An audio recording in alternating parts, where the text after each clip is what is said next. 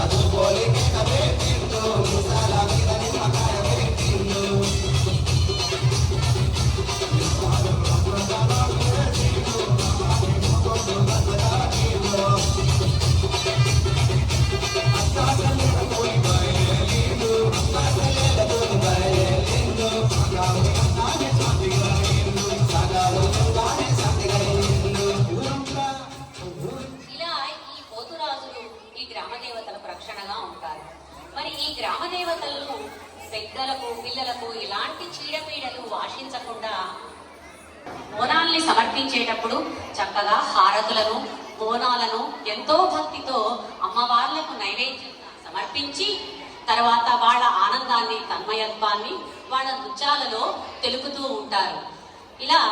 ఇలా ఈ ప్రజలంతా కూడా సమర్పించినటువంటి బోనాలను అమ్మ స్వీకరించి ఎంతో సంతృప్తి చెందుతూ ఉంటుంది.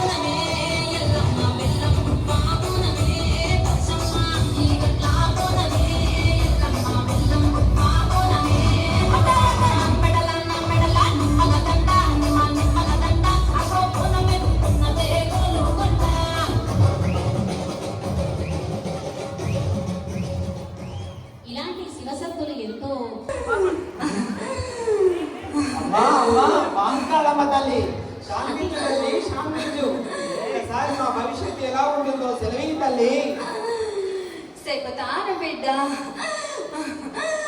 వినండిరా బిడ్డ.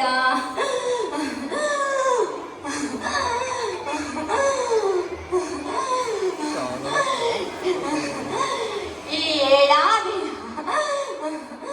వర్షాలు కురిసి రాష్ట్రమంతా సుభిక్షంగా ఉంటుంది.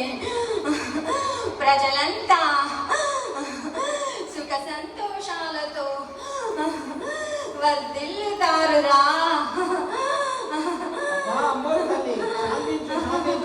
విద్యార్థుల భవిష్యత్తు ఎలా ఉంటుందో చెప్పు తల్లి. కష్టపడిన విద్యార్థి భవిత బంగారుమయం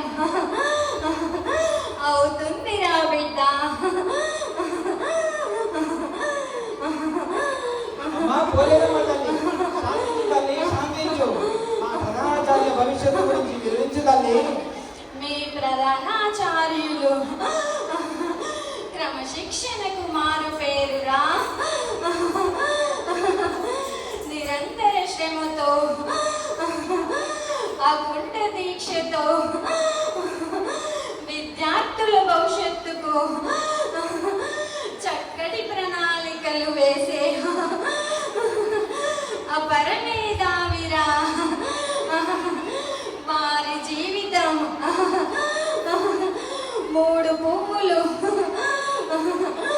6 కాయలుగా వర్ధిల్లునురా.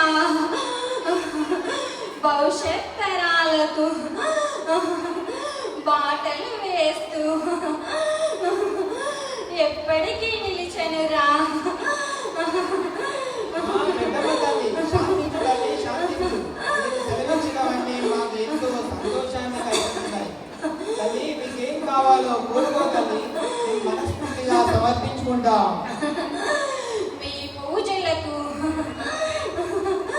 సంతృప్తి చెందానురా బాలక.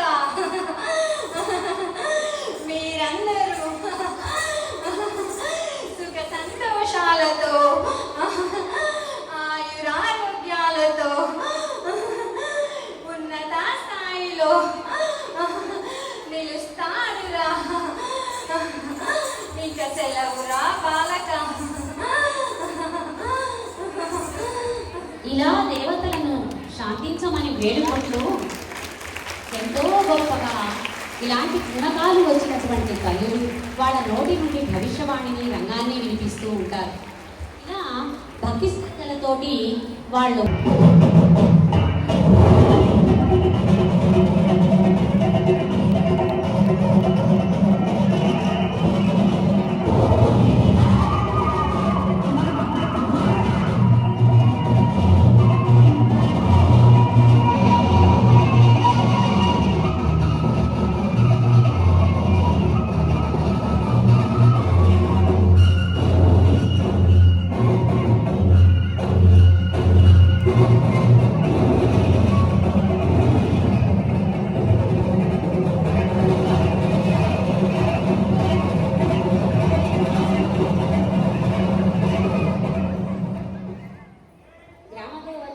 సంతృప్తి చెంది వాళ్ళ యొక్క అనుగ్రహాన్ని భక్తులకంతా అందిస్తూ ఉంటారు. ఈ అవకాశం మాకు ఇచ్చినందుకు ధన్యవాదాలు.